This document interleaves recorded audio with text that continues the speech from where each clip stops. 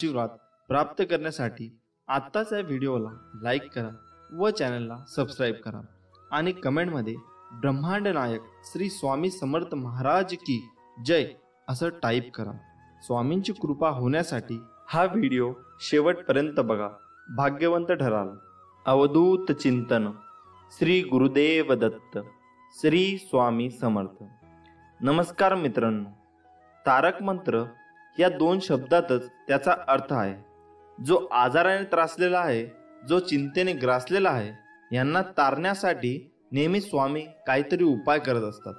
स्वामींना आपल्याला ही अनमोल भेट दिली आहे तारक मंत्र देऊन। तारक मंत्रात इतकी प्रचंड शक्ती आहे की मी, तुम्ही आणि आपण कोणीच त्याचा विचारही करू शकत नाही। शेवटही ती स्वामींची शक्ती, अगम्य शक्ती। हा मंत्र तुम्ही म्हणायला सुरुवात करा आणि बघा तुमच्या शरीरातील एक मानसिक बळ येते ते, आणि जर हा मंत्र तुम्ही हळूहळू म्हटला तर खूपच बळ, शक्ती अंगात संचारते। हा सर्वच आपल्या स्वामी भक्तांचा अनुभव आहे, माझा सुद्धा। या मंत्रात एक कडवे आहे की अतर्क्य अवधूत हे स्मरणगामी, अशक्य ही शक्य करतील स्वामी। फक्त आणि फक्त या स्वामींच्या वचनावर, स्वामींवर विश्वास ठेवा आणि बघा, या जगातील कितीही मोठी गोष्ट असू द्या, अशक्य नाही। या जगात झाडांची पाने सुद्धा जो हलवतो, सर्वांचे रक्षण करतो, असे स्वामी महाराज माझ्या मागे होते, आहेत आणि राहणारच। सर्वजणांनी हा तारक मंत्र म्हणायला सुरुवात करावी। जमेल तसं जेव्हा वेळ मिळेल तेव्हा बसता, उठता, काम करताना, झोपताना, लहान मुलांना भरवताना, जेवण बनवताना, तुम्हाला जेव्हा आठवेल तेव्हा बोलत राहायचे। एकदा का तारक मंत्र बघून वाचायला सुरुवात केली की हळूहळू पाठांतरी होऊन जाते। फक्त मंत्र म्हणायला सुरुवात करा आणि सतत चालू ठेवा। रोज कुठल्या ना कुठल्या मार्गाने स्वामी आपल्याबरोबर नेहमी असतात आणि नेहमी राहतील। फक्त आपण हे लक्षात आणले पाहिजे की स्वामी सदैव माझ्या बरोबर आहेत। चला तर मग अतिप्रभावशाली स्वामी तारक मंत्राकडे वळूया। तुम्हाला जमेल तसे कुठलीही चाल लावून बोलू शकता। आपले स्वामी फक्त माणसाच्या मनातले भाव बघतात। मंत्र अशा प्रकारे आहे। निशंक होई रे मना, निर्भय होई रे मना, प्रचंड स्वामी बळपाठीशी, नित्य आहे रे मना। अतर्क्य अवधूत हे स्मर्तगामी, अशक्य ही शक्य करतील स्वामी। जिथे स्वामी चरण तिथे न्यून्य काय, स्वय भक्त प्रारब्ध घडवी ही माय। आज्ञे विना काळ ही नानी त्याला, परलोकी ही ना भीती तयाला। उगाची भीतोसी भय हे पळू दे, वसे अंतरी ही स्वामी शक्ती कळू दे। जगी जन्म मृत्यू असे खेळ ज्याचा, नको घाबरूस तू असे बाळ त्याचा। खरा होई जागा श्रद्धे सहित, कसा होसी त्यावेन तू स्वामी भक्त। आठव कितीदा दिली त्यांनी साथ, नको डगमगू स्वामी देतील हात। विभूती नमन नाम ध्यानार्धी तीर्थ, स्वामीच या पंचामृतात हे तीर्थ घेई आठवी रे प्रचिती। ना सोडती तया जया स्वामी घेती हाती। श्री स्वामी समर्थ। झालेली सेवा स्वामी चरणी अर्पण करून आपण आजचा व्हिडिओ इथे संपवूया। आज आपण खरी भक्ती म्हणजे नेमके काय, स्वामी समर्थ महाराज काय म्हणतात, हे आपण या व्हिडिओच्या माध्यमातून जाणून घेणार आहोत। चला तर मग विषयाकडे वळूया आणि आपला संपूर्ण व्हिडिओ बघूया। आपले स्वामी समर्थ महाराज अनेक घटना प्रसंगातून समाजाला विविध बोध, शिकवण, उपदेश करत असतात। स्वामींची लीला ह्या अद्भुत आणि अचंबित करणाऱ्या आहेत। ज्या व्यक्तींना स्वामींचा अनुभव आला आहे, प्रचिती आली आहे, त्या व्यक्तींना याचा प्रत्यक्ष अनुभव येतो। अक्कलकोट येथे स्वामी सुमारे 22 वर्ष होते। या काळात त्यांनी हजारो आर्त, अर्थार्थी, जिज्ञासू आणि मुमुक्षु यांच्या मनोकामना पूर्ण केल्या। दुष्टांना सुष्ट बनवले, ढोंग्यांचे ढोंग उघडून करून अज्ञ जनांना खऱ्या ईश्वरनिष्ठाची ओळख करून दिली। अशा प्रकारे विस्कटलेली घडी पूर्ववत बसवण्यासाठी, निष्ठावान भक्तांना आत्मानंदाची प्राप्ती करून देण्यासाठी आणि जगात सधर्म, सुसंस्कृती आणि भक्तिप्रेमाची गुढी उभारण्यासाठी अनंत लीला केल्या असे म्हटले जाते. अशाच एका प्रसंगात स्वामींनी खरी भक्ती म्हणजे नेमके काय याबाबत बोध दिला. नेमके काय घडले पाहूया. एकदा स्वामी विश्राम करत असताना बाळाप्पा त्यांचे पाय चेपत असतात. तेवढा स्वामी एकदम जागे होऊन लोण्याची मागणी करतात. लोणी खाऊन संतुष्ट होऊन स्वामी बाळाप्पाला भक्तीचा अर्थ विचारतात. बाळाप्पा प्रांजळपणाने स्वामीवरच तो प्रश्न फिरवतात. स्वामी म्हणतात की भक्ती म्हणजे ईश्वराला वाहून जाणे. आयुष्य आपले नसून ईश्वराचे असे मानून तन, मन आणि धनाने केलेले समर्पण म्हणजे भक्ती. दुसरीकडे एक गोसावी जलोदर रोगाने ग्रस्त होता. त्या रोगामुळे त्यांच्या पोटा सदैव कळा निघायच्या. पण त्यांची द्वारकेला जाऊन द्वारकनाथांचे दर्शन करावे अशी तीव्र इच्छा होती. मृत्यूपूर्वी द्वारकेला जाऊन कृष्ण दर्शन करायचे असा निश्चय गोसावी करतो. द्वारकेला जाताना रात्री स्वामी संन्यासी रूपात गोसाव्याला स्वप्नात दृष्टांत देतात आणि अक्कलकोटला बोलवतात. गोसावी थोडा विचार करून अक्कलकोटला येतो. स्वामी त्याला पाहिल्याबरोबर विचारतात की क्यों द्वारका जा रहे थे ना, यहाँ अक्कलकोट कैसे पहुंचे? स्वामींच्या प्रश्नांची गोसावी विस्मित होतो. गोसाव्याची अवस्था पाहून स्वामी म्हणतात की हमने ही बुलाया था. खऱ्या भक्ताची तळमळ जाणल्याशिवाय आम्ही कसे राहणार? श्रीकृष्णाच्या दर्शनाची गोसाव्याची मनोकामना स्वामी पूर्ण करतात. गोसावी धन्य होतो. गोसावी म्हणतो की माझी इच्छा पूर्ण झाली आहे. आता देवाज्ञा झाली तरीही काही हरकत नाही. ही वेळ अजून आली नाही असे सांगून स्वामी गोसाव्याला एका झाडाचा पाला देतात. हा पाला रोज वाटून खात जा. काही दिवसांनी गोसावी रोगमुक्त होतो. स्वामी म्हणतात की अनन्य भाव भक्ती असलेल्या शिष्याची मनोकामना आम्हाला पूर्ण करावीच लागते. ज्याची भक्ती पक्व दिशेला गेलेली असते त्याची कामना गुरु स्वतः पूर्ण करतात व स्वामी असेच आपल्या पाठीमागे कायमस्वरूपी आहेत. त्यामुळे स्वामी म्हणतात घाबरू नकोस, मी तुझ्या पाठीशी आहे. मित्रांनो, अजून प्रार्थनेचे फळ लवकर मिळावे म्हणून स्वामींचा उपदेश कायम लक्षात ठेवा. देवाने आपली इच्छा पूर्ण करावी असे प्रत्येकाला वाटते, पण त्या मागण्यात किती आतुरता आहे हे देव ताडून पाहतो. म्हणून स्वामी म्हणतात प्रार्थना सगळेच करतात, परंतु सगळ्यांचीच प्रार्थना फळतेच असे नाही का? याचे कारण स्वामी समर्थ महाराज एका दृष्टांत देऊन सांगतात. एकदा समस्त शिष्यासमवेत स्वामी समर्थ महाराज प्रवासात निघाले होते. प्रवासात असताना अवकाळी पाऊस सुरू झाला. स्वामींची सोबत असूनही सगळे बिथरले होते. सर्वांनी एका झाडाचा आश्रय घेतला. सगळेजण पाऊस थांबण्याची वाट पाहत होते, परंतु पावसाचा जोर वाढतच चालला होता. असे चालत राहिले तर पूरसदृश्य परिस्थिती निर्माण होईल या भीतीने सगळे भक्त स्वामींना शरण गेले. तेव्हा स्वामी म्हणाले, अरे, अशी गयावया करण्यापेक्षा त्या पावसाला हात जोडून विनवणी करा, प्रार्थना करा. सर्वांनी मनापासून प्रार्थना केली तर तो तुमचं नक्की ऐकेल. प्रार्थनेत शक्ती असतेच, परंतु सामूहिक प्रार्थना लवकर फळते. यासाठी सर्वांनी एक मुखाने एक दिलाने प्रार्थना करा. सर्वांना स्वामींचे म्हणणे पटले. सर्व भक्तांनी प्रार्थना केली आणि काय आश्चर्य, पाऊस कमी होत होत पूर्ण थांबला. तात्पर्य हेच, स्वामी सांगतात एखादी गोष्ट तळमळीने केली तर तिचे फळ निश्चित मिळते. प्रार्थना अशी करा की समोरच्याला तुमचे ऐकावेच लागेल. एवढी शक्ती तुमच्या शब्दामध्ये आणि भावनेमध्ये असायला हवी, तर ती खरी प्रार्थना. मासे मागावे ज्यात केवळ आपल्या हिताचा नाही तर सर्व सृष्टीचा अर्थात सर्व जीवसृष्टीचा भल्याचा विचार केला असेल. दुसऱ्याचे वाईट आणि माझे चांगले ही भावना असेल तर तुमची इच्छा कधीच पूर्ण होणार नाही. हे कायम लक्षात ठेवा. स्वामी समर्थ सर्वांचे कल्याण करतील.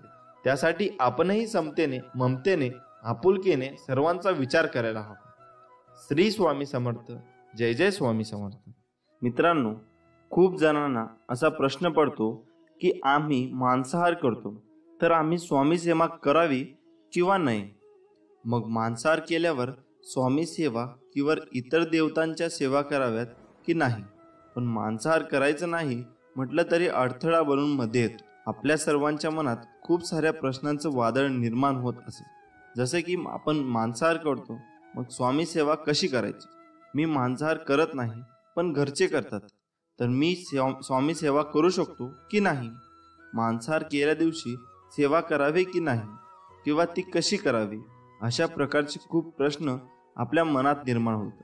त्यामुळे असे खूप सारे प्रश्न मनात असताना म्हणून सेवेत लक्ष लागणं थोडं कठीणच असते. त्यामुळे आपण आपल्या मनात चालत असलेल्या महत्त्वाच्या प्रश्नांचे उत्तर आज आपण पाहणार आहोत. आपल्या सगळ्यांना स्वामी सेवा करायची असते, पण मांसाहार या शब्दामुळे आपली बऱ्यापैकी मानसिकता नकारात्मक होते. आपल्या मनापासून वाटतं असतं की स्वामी सेवा करावी, आणि दुसरीकडे आपण मांसाहार करतो हा अशुद्ध भाव असल्या आपल्या मनात येतो. पण जेव्हा आपण शुद्ध शाकाहारी अन्न घेतो त्यावेळी आपल्या मनात कुठल्याही शंका येत नाही. पण जेव्हा तुम्ही मांसाहार अन्न ग्रहण करतात तेव्हा तुम्ही मानसिक दृष्ट्या स्वतःला अयोग्य समजतात, आणि त्यामुळे आपल्या देवतेची, आपल्या स्वामींची सेवा करणे, भक्ती करणे अयोग्यच असते. जेव्हा घरात मांसाहार जेवण बनलेले असते तेव्हा घरातील वातावरण रोजच्या दिवसासारखा नसतो. त्या दिवसात थोडासा बदल असतो. जर तुम्ही लक्ष दिले तर ते तुम्हाला नक्की जाणवेल. त्या दिवशी घरात अशांतता वाढते, घरात वादही होतील. म्हणून मांसाहार हा स्वामी सेवेतील अडथळा होऊ शकतो. मग आता यावर उपाय काय करायचा? तर जेव्हा तुम्ही मांसाहार अन्न ग्रहण केलं असेल तेव्हाच स्वामी सेवा न केलेलीच बरी. आणि तसेही स्वामी भक्त सेवा करणारही नाहीत. पण एक गोष्ट लक्षात ठेवावी, आपला तो दिवस स्वामी सेवा विना वाया गेला असे समजावे. कारण श्री गुरुचरित्र ग्रंथात लिहिले आहे, ज्या दिवशी पुण्य घडले नाही तो दिवस गेला वाया, तया यमाशी करुणा नाही करावे पुण्य तात्काळ. या वाक्याचा अर्थ असा आहे, ज्या दिवशी आपल्याला हातून पुण्य घडणार नाही तो दिवस वाया गेला असे समजावे. पण त्या यमाला दया नसते, त्यामुळे तात्काळ पुण्य करावे लागते. मग या मांसाहारामुळे आपला तो एक दिवस वाया गेला एवढे मात्र नक्की आहे. आता हे सगळे आपल्या मनातील विचार झाले. पण आपल्या मनालाच प्रश्न करायचा की मी स्वामींची सेवा करतो, स्वामींना आवडत असेल की मी मांसाहार केलेला, याचं उत्तर तुम्ही स्वतःच्या शोधण्याचा प्रयत्न करा. ही माहिती अनेक माध्यमांच्या आधारे एकत्रित केलेली आहे. याच कोणीही संबंध अंधश्रद्धेशी जोडू नये ही विनंती. स्वामींचे प्रेम समजण्यासाठी मन नेहमी पूर्णपणे शांत ठेवावे. जेव्हा आपले मन शांत असते तेव्हा ते खूप शक्तिशाली असते. अनंत कोटी ब्रह्मांड नायक राजाधिराज योगीराज परब्रह्म श्री सच्चिदानंद सद्गुरु अवधूत चिंतन भक्त वात्सल्य भक्ताभिमानी कलकोट निवासी श्री स्वामी समर्थ महाराज की. मित्रांनो, भिवू नकोस, मी तुझ्या पाठीशी आहे. हे वाक्य वाचलं आणि ऐकलं तरी स्वामी समर्थांची मूर्ती डोळ्यासमोर उभी राहते. श्री दत्तगुरूंचा अवतार मानण्यात येणाऱ्या स्वामी समर्थांचे अनेक भक्त आहेत. कर्म करत राहायचे, त्याचे फळ कधी ना कधी तरी मिळतेच हे मनात स्वामींची भक्ती करण्यात लीन होणारे भक्त नेहमीच संकटातून तरतात असा विश्वास भक्तांना आहे. कितीही संकट आली तरी स्वामींचे नामस्मरण केल्यानंतर आणि स्वामींनी सांगितलेले जीवनाचे सार लक्षात घेऊन वागल्याने नक्कीच जीवनाचे सार्थक होते. स्वामी समर्थांची अगाध महिमा आणि त्यांच्या अवतारामध्ये त्यांनी केलेली कार्य हे अफाट आहे. रोजच्या जगण्यात आपण कसेही जगतो, पण आपल्या आयुष्यात काय बरोबर आहे आणि काय चूक आहे या गोष्टी आपण ठरवणे अत्यंत गरजेचे आहे. श्रीमंतीचा गर्व नको, स्वाभिमानाने जगावे, मीपणा सोडा, सर्वांशी प्रेमाने वागा, मन परमेश्वराच्या चिंतनात गुंतवा, थोरा मोठ्यांचा आदर करा, कर्मावर आणि स्वामींवर विश्वास ठेवा. कितीही संकटे आली तरी तुम्ही त्यातून बाहेर या. हातावरील रेषेत दडलेले भविष्य पाहू नका, तर त्याच हाताने प्रामाणिकपणे काम आणि मुखात स्वामी नाम राहू द्या. एखादी भेट तेव्हा शुद्ध असते तेव्हा ती शुद्ध मनाने चांगल्या व्यक्तीला योग्य वेळी आणि योग्य ठिकाणी निस्वार्थपणे दिली जाते. विनाकारण चिंता आणि भीती एखाद्या रोगाप्रमाणे आहे, जी तुम्हाला आतून पोखरत राहते. स्वामी म्हणतात, जीवनात भविष्य आहे ना भूतकाळात आहे. जीवन तर या क्षणी वर्तमान काळात आहे. जे झाले ते चांगलेच झाले, जे होत आहे ते चांगलेच होत आहे, आणि जे होणार आहे तेही चांगलेच होणार आहे. तुम्हाला जे मिळत आहे ते तुमच्यासाठी योग्य आहे की नाही हे तुम्हाला माहीत नाही, मात्र मला नक्कीच माहीत आहे आणि मी तुमच्यासाठी जे चांगले आहे तेच देणार. प्रत्येक गोष्ट मनासारखी घडली असती तर जीवनात दुःख उरलं नसतं. दुःखच जर उरलं नसतं तर सुख कोणाला कळलं नसतं.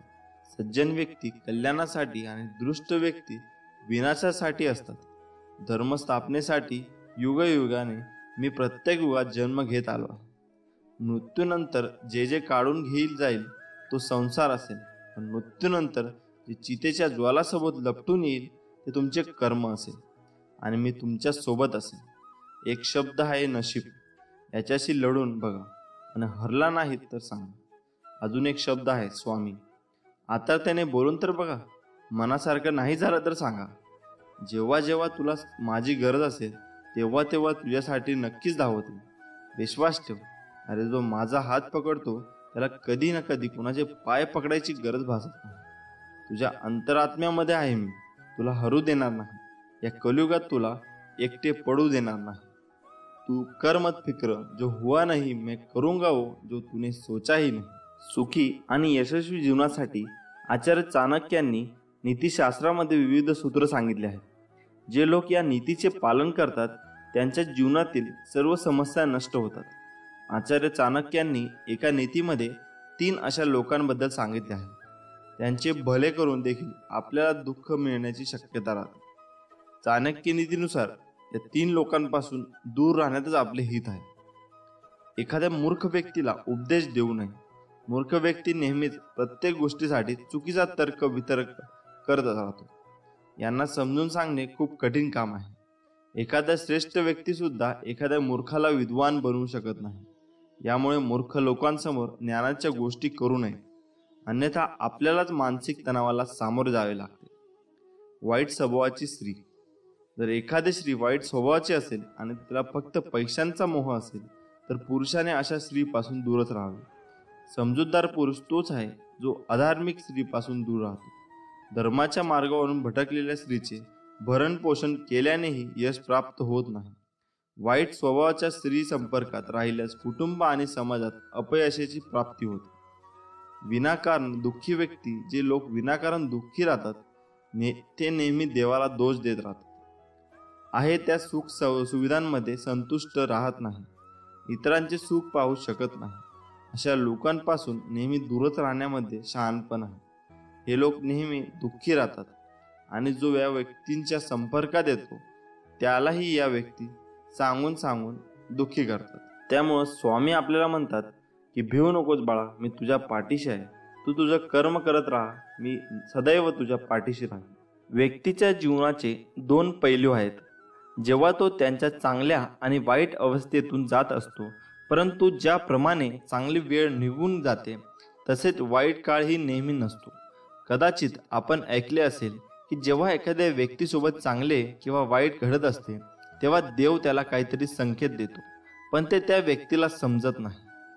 त्याला असे वाटते की हा वाईट काळ हा का आला असेल, माझ्याकडून काय चूक झाली आहे हे देखील मला माहीत नाही. पण हे सत्य आहे, जेव्हा व्यक्तीचा वाईट काळ येतो तेव्हा तो वाईट काळ येण्यापूर्वीच देव हे 6 संकेत देतो. तेव्हा वेळ असतानाच ते संकेत समजून घ्या आणि वाईट काळासोबत लढण्यासाठी तयार राहा. वाईट काळ येण्याआधी देव हे 6 संकेत देतो. नंबर 1, प्रथम संकेत. व्यक्तीला वाईट स्वप्न येतच असतात, यात काही नवीन नाही. परंतु जर दररोज रात्री आपल्याला असे वाईट स्वप्न येत असतील तर त्याचा अर्थ असा होतो की आपल्या घरी काहीतरी वाद होईल किंवा व्यवसायातील प्रगती मंद होईल. अशी स्वप्न नेहमी येत असतील तर कुटुंबातील सदस्यांवर मोठी संकट येण्याची शंका असू शकते. हे टाळण्यासाठी दररोज रात्री झोपण्यापूर्वी हनुमान चालीसा किंवा तुम्ही ज्या देवाला मानता त्यांचे चिंतन करा. दुसरा संकेत. जर आपण आपल्या स्वप्नात कुणाला रडताना बघितले तर ते एक अतिशय वाईट स्वप्न आहे. त्याचप्रमाणे जर आपल्याला असे स्वप्न आले असेल तर ते कोणालाही सांगू नका, अन्यथा त्याचा परिणाम तुम्हाला सहन करावा लागेल. ही गोष्ट जितकी लपवून ठेवता येईल तितके चांगले, नाहीतर काही वाईट घडू शकते. हे टाळण्यासाठी आपल्या वाईट स्वप्नांबद्दल कुणालाही सांगू नका. तिसरा संकेत. शरीराच्या डाव्या बाजूचा कोणताही अवयव फडकत असेल तर हे खूपच वाईट मानले जाते. या अवयवांमधले डावीकडील गाल, बाजू, हात आणि डोळे समाविष्ट असतात. हे सर्व फडकल्यास ते कोणत्याही आगामी संकटाचे चिन्ह आहे. याबद्दल शास्त्रवचनांमध्ये लिहिले आहे की जर स्त्रियांचे उजव्या बाजूचे आणि पुरुषांचे डाव्या बाजूचे अंग फडकले तर काही वाईट बातमी ऐकायला येऊ शकते. अशा वेळी देवाचे चिंतन करा किंवा इतर कोणत्याही दुसऱ्या कामात स्वतःला व्यस्त करा. यामुळे वाईट विचार येणे बंद होईल. चौथा संकेत, जर तुम्ही काळ्या मांजरीला बघितले किंवा तुम्ही कधीही न बघितलेली काळी मांजर आपल्या घरात आली आणि ती तुमच्याकडे बघत असेल तर याचा प्रभाव हा वाईट असतो. शास्त्रवचनानुसार काळ्या मांजरीला अशुभ मानले जाते. जर ती मांजर तुम्हाला घाबरवण्याचा प्रयत्न करीत असेल तर समजून घ्या की तुमच्यावर एखादे मोठे संकट येणार आहे. हे टाळण्यासाठी मांजरीच्या डोळ्यांकडे न बघता तिला हलकवून द्या आणि देवाकडे आपल्या कुटुंबाला सुखी ठेवण्यासाठी प्रार्थना करा. पाचवा संकेत, घरात झाडू मारत असताना आपल्याला कोणतीही अनावश्यक वस्तू दिसली जी आपण यापूर्वी कधी पाहिलेली नसेल तर समजून घ्या की त्या गोष्टीमुळे एखादी समस्या उद्भवू शकते. अशा वेळी ती वस्तू उचलून योग्य जागी ठेवा आणि तिची माफी मागा किंवा ती पवित्र ठिकाणी विसर्जित करा. यामुळे आपले दुःख काही प्रमाणात कमी होईल. सहावा संकेत, पालीशी संबंधित अनेक समज शास्त्रांमध्ये लिहिलेले आहे. पाल ही चांगले आणि वाईट दोन्ही संकेत देते. आपण अचानक आपल्या घरात पाली लढताना बघितल्या आणि लढता लढता त्या अचानक गायब झाल्या तर समजून घ्या की ही संकटाची बाब आहे. एका बाजूला याचा अर्थ असा होतो की आपले कुणासोबत तरी भांडण होणार आहे. म्हणून जर आपल्या घरामध्ये पाली लढत असतील तर त्यांना वेगळे करा. हे कायम सगळे संकेत नेहमी लक्षात ठेवा. श्री स्वामी समर्थ. देव कधीच भेटला नाही, भेटेल की नाही माहीत नाही, पण देवासारखी तुमच्यासारखी स्वामी भक्त माणसे भेटली यात आमचे भरपूर मोठे भाग्य आहे. फक्त कुणाच्या सांगण्यावरून आपल्या मनात एखाद्या व्यक्तीविषयी चांगले किंवा वाईट मत बनवण्यापेक्षा जर का आपण स्वतः 4 पावले चालून समोरासमोर त्या व्यक्तीसोबत संवाद साधून मगच खात्री करा. भगवा देव तो माझा, मी भगवा भक्त त्याचा, ज्याने केले मराठ्यांचे स्वराज्य स्थापन, तो भगवा देव फक्त शिवबा माझा. नाती जपण्यासाठी संवाद आवश्यक आहे. बोलताना शब्दाची उंची वाढवा, आवाजाची उंची नाही. कारण पडणाऱ्या पावसामुळे शेती पिकते, विजांच्या कडकडाटामुळे नाही. प्रेम सर्वांवर करा, श्रद्धा फक्त देवावर ठेवा. कुणा वाचून कुणाचे काही अडत नाही. जरी हे खरे असले तरी कोण केव्हा उपयोगी पडेल हे सांगता येत नाही. जो वाहतो तो झरा असतो आणि थांबते ते डबके असते. डबक्यावर डास येतात आणि झऱ्यांवर राजहंस. निवड तुमची आहे. ध्येय दूर आहे म्हणून रस्ता सोडू नका. स्वप्न मनात धरलेला कधीच मोडू नका. पावले पावली येतील कठीण प्रसंग. फक्त चंद्र तारकांना स्पर्श करून जिंकण्यासाठी जमिनीला सोडू नका. खेळ असो व आयुष्य, आपलं सामर्थ्य तेव्हाच दाखवा जेव्हा समोरचा आपल्याला कमजोर समजत असेल. पक्षी जेव्हा जिवंत असतो तेव्हा तो किड्या मुंग्यांना खातो, पण जेव्हा पक्षी मरण पावतो तेव्हा तेच किड्या मुंग्या त्या पक्षाला खातात. वेळ आणि स्थिती केव्हाही बदलू शकते.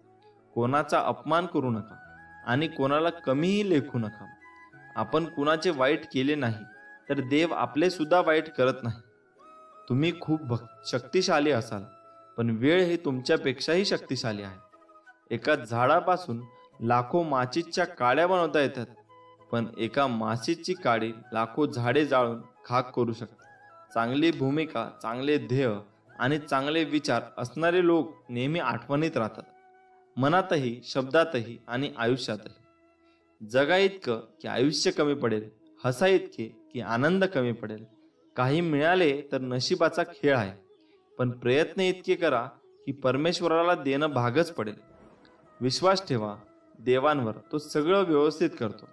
संकटांवर अशा प्रकारे तुटून पडा की जिंकलो तरी इतिहास आणि हरलो तरी इतिहासच.